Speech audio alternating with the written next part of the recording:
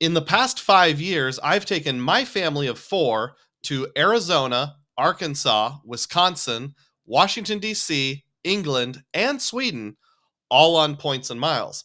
In addition, I've taken solo trips to Missouri, Maryland, West Virginia, and Florida, and I visited the graves of 10 different former presidents, again, all with points and miles. Hi, everybody. DUGROZ here with DUGROZ Reports. I mentioned all of those different travels so that you can also find out what it's like to be a guy like me who travels about 3 to 5 times a year. And when I say a guy like me, what I mean is this: I'm a pretty ordinary American. I have a family. I work a regular 9 to 5 office job. I'm not self employed. I don't travel for work. And yet, 3 to 5 times a year, I find joy in traveling, sometimes with family, sometimes solo, but completely on points and miles, and I don't let it impact my family budget in any way. Now, before we can spend those points and miles, of course, we have to earn the points and miles. I'm going to show you the points and miles that I earned in 2024 as we take a look back at the past year. And I will go over each particular ecosystem and what I earned there. I'll put a value on it. And then at the end, we'll have the big reveal where I show you the number that you're probably all looking forward to. But before I dive in on this channel, as mentioned, it's all about travel for the average American, including but not limited to points and miles. And if that sounds interesting, please click the thumbs up button and don't forget to subscribe to the channel. Let's dive in. Before we jump into the numbers, I do need to give just a few quick disclaimers. Please remember this video is about points earned, not the number of points that I have on hand. Therefore, if I already redeemed the points prior to the end of 2024, as long as I earned them in 2024, they still count. Secondly, these dates are approximate. Some banks make it easier than others to figure out exactly when you earned the points. So it might be December 28th, it might be January 4th, or anywhere in between, but it's close enough. Thirdly, there is some rounding involved where appropriate. And then lastly, I gave it my best effort. So if we later find out I was off by a few hundred or a couple thousand points, let's just all agree to not really worry about that kind of thing. All right, let's jump into 2024. First up, Chase Ultimate Rewards. Between my wife and myself, we have 10 different Ultimate Reward earning cards issued by Chase. Any that have a gold border belong to myself, player one. Any that have the pink border belong to my wife, player two. In the Ultimate Rewards department, I'm going to show you the different cards we have or had and what they earned throughout 2024. I won't read each one of you individually. I won't read each one of them individually to you, but just to hit a few highlights. The Chase Freedom Flex gets a lot of use. You'll see a picture of it up here. I use it for most of my dining. I use it for rotating quarterly categories and drugstores. Chase Inc. Cash had over 45,000 points, and of those, 40,000 came from a referral. What referral was that? Well, let's skip on down here to Chase Inc. Preferred for player two, over 100,000 points. That was from a sign-up bonus. And if you add those things together, that totals 231,700 Chase Ultimate Rewards. Again, the big win of the year was when I referred my wife to open the Chase Inc. Preferred. It says CIC down here. That's the card I referred it from, but the card opened was the Inc. Preferred. And that garnered 100,000 points for her, 40,000 points for me in the referral. Unfortunately, the referral amounts have gone down since then, but at the time it was 40,000. So combined, 140,000 Ultimate Rewards. If you put all of my Chase earnings combined, the UR total was 231,700. I value those at 1.5 cents per point, and that gets us a total of $3,476 in value. Next up, American Express membership rewards. We have 4 MR earning cards in our household: a Business Platinum and a Blue Business Plus for my wife, a Business Gold and a Blue Business Plus for myself. One nice thing about American Express is as long as you log into your account before the end of the year, they'll just tell you how many points you earned. So as you can see here on the screen, player one, that's me, earned 192,200. And player two earned 375,700 for a total of 567,900 Amex membership rewards. One big win that we had was my wife got a targeted offer of 250,000 points to open a business platinum, and she did that back in August. So we'll take that total from the previous screen, a little over 567,000. I value Amex points, I'd say conservatively, at 1.85 cents per point. I realize you can get a whole lot more than that. For example, when I purchased premium economy tickets using Virgin Atlantic for my family to fly to Europe this coming summer, that was over 10 cents per point. But you can also cash them out for a penny each if you have the aforementioned business platinum along with a business checking account. So I would say 1.85 is a very conservative average. And at that rate, I would value what we have at $10,506 in value. Not too shabby. Next up, we have Capital One Miles. I'm the only one with a Capital One card, and there's two of them. The Venture One on your right is an old card that I have just for credit history. All of the point earnings, at least any significant points earnings, went on the Venture X on the left. Now, as it relates to Capital One Miles, we had 22,500 miles earned in the calendar year, and I value those Capital One miles at 1.4 cents per point, and that comes out to a value of $315. You're seeing some values that are a little more modest when you don't have a sign-up bonus or a referral during the year. Next up, we have Citi thank you points. I do have a trifecta of Citi cards: the Custom Cash, the Rewards Plus, and the Premier card, which partway through the year changed its name to the Strata Premier. But since it started the year as a Premier and has the original card art, we'll just roll with that. I like it a little better anyway. As it relates to thank you points, Citi will tell you how many points you earned, but this was only through the close of my last statement, which was in early December. So I did have to use a little bit of math to get the exact numbers. The Rewards Plus earned 10,000 points, and that's because the Rewards Plus gives you a rebate on any thank you points redeemed up to 100,000 points used. 10% of that, of course, would be 10,000 points. So I did max it out in that sense. The Strata Premier gained 21,500 points. Several points came during the month of December. You'll see a little difference between the graphic and what I have there. That's because my local grocery store, Hy-Vee, just couldn't help but selling these Visa gift cards with like $30 cash back if you bought them in certain increments. So I did that a few times. And then the Custom Cash earned 24,700 points during the year. So that totals 56,200 points in 2024, all due to regular spending, no sign-up bonuses, though there was a little bit of gift card buying moved in, or factored in, I should say. We'll pull that point total through from the prior page, and I value thank you points at 1.5 cents per point. Uses include things like transferring to Windom. I think I transferred a few to Flying Blue, those kind of things. And that comes out to $843 in value. Next up, we have Wells Fargo rewards. There are 4 Wells Fargo cards in our household. My wife and I each picked up a Signify business credit card this year.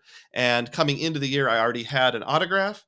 And the card in the bottom left-hand corner with the golden ponies is the grandfathered Visa signature card. So during the calendar year, player 1, that's me, earned 91,800 points. And player 2 earned 71,500 points.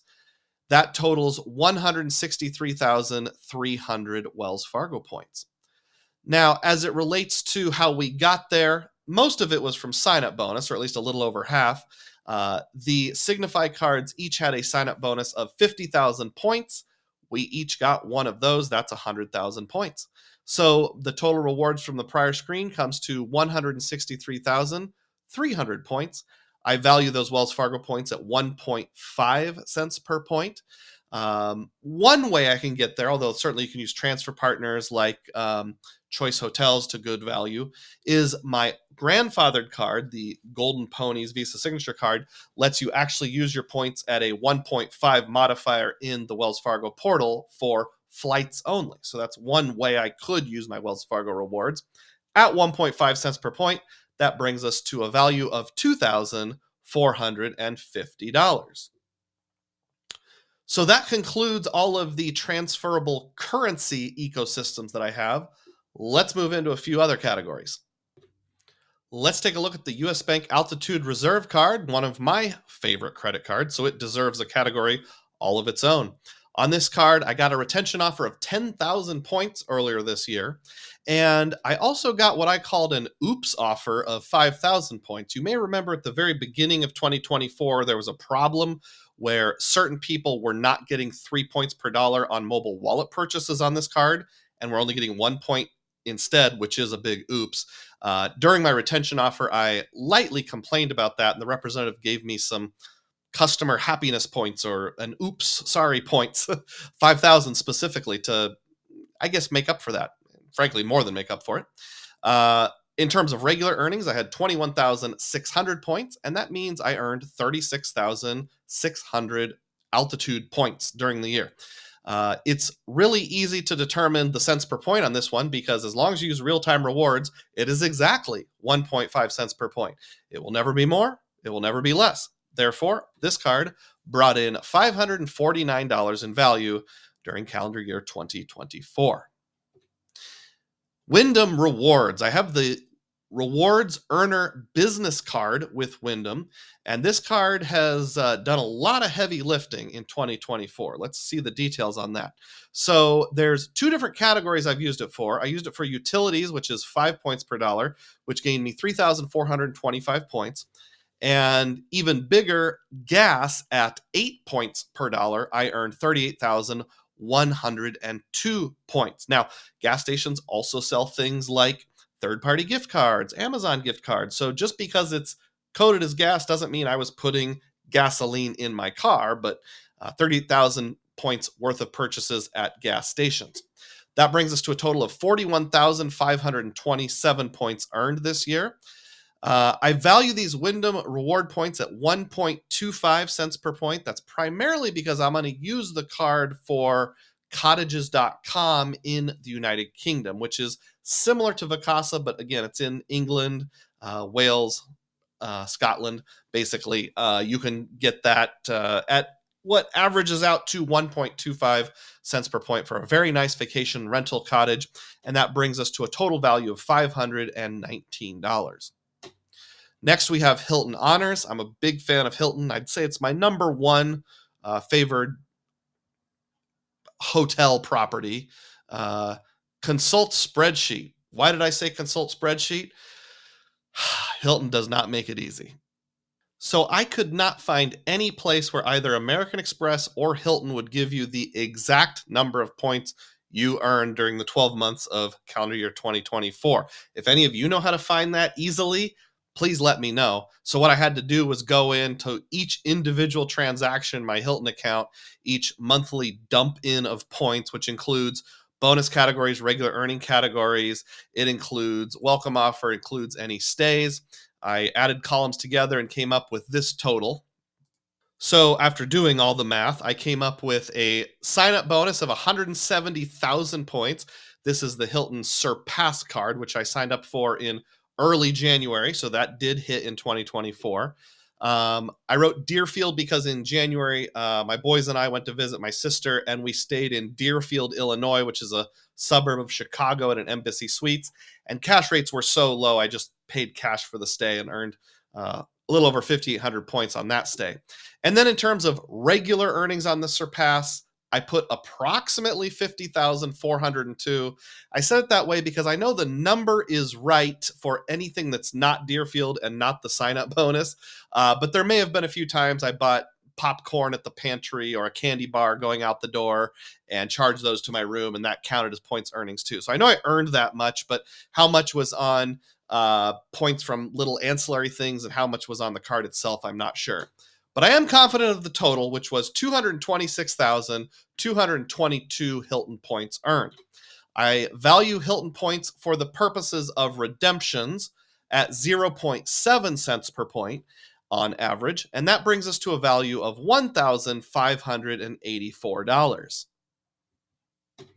Next, we have Hawaiian Miles. Now, neither my wife nor I have ever flown on a Hawaiian Airlines flight in our entire life, but I'm sure most of you know that Hawaiian and Alaska have merged, And temporarily, there's this opportunity to move your points from Hawaiian to Alaska. So, in conjunction with that, my wife picked up a Hawaiian Airlines card uh, during fourth quarter of last year, and she got the sign up bonus, which was 70,000 points after one purchase. Just a little bit of earnings on the purchases themselves, and that brings us to a total of 70,948 points. I'm not really sure how to value them, so I just used the frequent miler reasonable redemption rate, which was 1.3 cents per point, and that gets a value of $922. Not bad for a one and done type card. Next up, One Key Card, which is the Expedia, Hotels.com, and Vrbo rewards program combined. My wife picked up a One Key card partway through the year, and we already had a One Key account, so we made those things work together. The sign-up bonus was $600 in One Key cash. It's light cash, but you have to use it in the One Key program. Regular earnings were $147, and that totals $747. Obviously, there's no need for cents per point because it's just that much you can spend in the One Key program. Next, we have a couple of cards that I'm calling role player cards, just because they don't really fit anywhere else. First, the IHG business card. I have this card mainly because of ancillary benefits like a free night certificate and platinum status with IHG, but I did earn some in the IHG program this year. I earned 47,105 points. Some of that was earnings on the card. Don't spend a lot, but a little. Some of it is just like when I would have breakfast at an IHG and pay for it and charge to the room. I earned points on those. I might have had one stay where I paid for part of it in cash. I don't honestly remember, but the entire IHG program, I earned 47,000 points. My wife did have an IHG card, the personal card, but canceled it partway through the year. She earned just a smattering of points during the year. And total those together, that's 48,969 IHG points. I value IHG points at 0.7 cents per point when being redeemed. So that's $343 in value. The Aeroplan card and the Aeroplan program I use exclusively for pay yourself back. I've never even flown on an Air Canada flight, and that's where you can redeem Aeroplan points at 1.25 cents per point to erase travel charges on the credit card. So I had some earnings on the card, even though most of the points are transferred in from Chase. The points earned on the card were 19,454 points. Usually that's bonuses like spend up to $1,000 on dining. We'll give you an extra 5 points per dollar. That was one of the promotions last year. Pending 1,404, and that brings us to $20,858 earned on the card itself, although I have used a whole lot more points than that in Aeroplan. I value those at 1.25 cents per point because that's the exact pay yourself back rate. So that's $261 in value. This screen put together, $604 for the role player cards. Are you enjoying this video yet? If you are, remember to subscribe to the channel and click thumbs up. It's free. I also have 4 credit cards that are true cash back cards. There's no points involved. They each just earn cold, hard cash.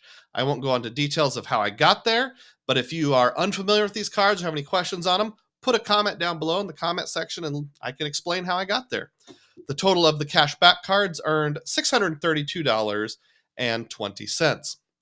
And then the last category that's important to consider is bank account bonuses, etc. And this is just when you open a bank account and you meet a certain spending threshold or number of transactions or keep your money there a certain amount of time, and the bank just gives you money for it. I won't read these off, but I will list them. There was a handful. I'm also including interest that I earned in my Charles Schwab money market account. Because that's the money that I set aside when I'm not using cash back, and I earn a little bit of interest on it. Those all totaled $1,158.18. Okay, it's time for the part you've all been waiting for to find out the grand total. Before I do that, though, pause the video and put a comment down below making your guess of what you think my total rewards earning value was in 2024.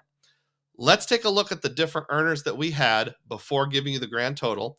We have Chase, Amex, Capital One, Citi, Wells Fargo, US Bank, Windom, Hilton, Hawaiian, One Key Cash, the role player cards, cash back cards, and bank account bonuses, all as part of the equation. So when putting that all together, the grand total comes to, drum roll please, $24,305 in earnings from credit cards, points, and miles in 2024. I'd say that's not too shabby for an average office worker from Des Moines, Iowa. So what do you think? Was that in the range that you were expecting? Was it less than you're expecting? Did it completely blow your mind? I'd love for you to share down below in the comments what your thoughts are, including if you know what your grand total of earnings was for 2024. I hope you enjoyed this video, and as always, may your spending be frugal and may your points be plenteous. Thanks for watching.